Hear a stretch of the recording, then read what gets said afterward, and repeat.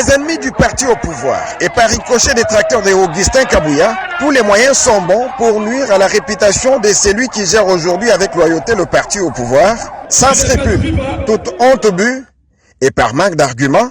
Les voilà qui ramassent un morceau d'une vidéo amateur coupée à dessein pour faire croire à l'opinion que le secrétaire général de l'UDPS ne veut pas entendre des doléances de la base en rapport avec l'emploi. Un mensonge cousu de fil blanc, car la vérité c'est que si Augustin Kabouya fait aujourd'hui des déplacements de province dans le cadre de la redynamisation, au risque de sa vie, ce n'est pas pour amuser la galerie. Nous avons une histoire. En dépit de ses fatigues et stress, Augustin Kabouya voudrait que tout s'intègre, que c'est en accordant plus de sièges aux législatives, provinciales et nationales, aux partis, que les opportunités pour l'emploi deviendront importantes. C'est ce que vous faites. Dans le contexte où mobile azanani ezali bino, mwasi ezali nani ezali biso.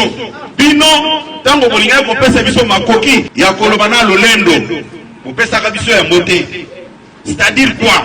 Au lieu de voter, par candidat IDPS, pour voter par voter. Et les lots, toujours quand Kabino va voyez qui compose IDPS majorité, puisque vous allez vous justifier comment? Puisque Bino n'est pas vos alliés. Je ne pense pas qu'il y a un parti politique dans ma tête où ils ont abattu pour les IDPS. Vous avez préféré vos intérêts tribaux que intérêts à IDPS. Nous devons nous préparer pour les élections de 2023.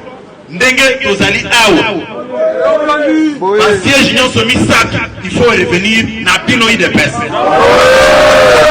Même si tel est le cas, nul ne va ignorer les avancées importantes enregistrées sous Augustin Kabouya comme secrétaire général à l'avantage des militants. 3 gouverneurs et 2 vice-gouverneurs contre un seul ou carrément 0 gouverneur sous Jean-Marc Kabound.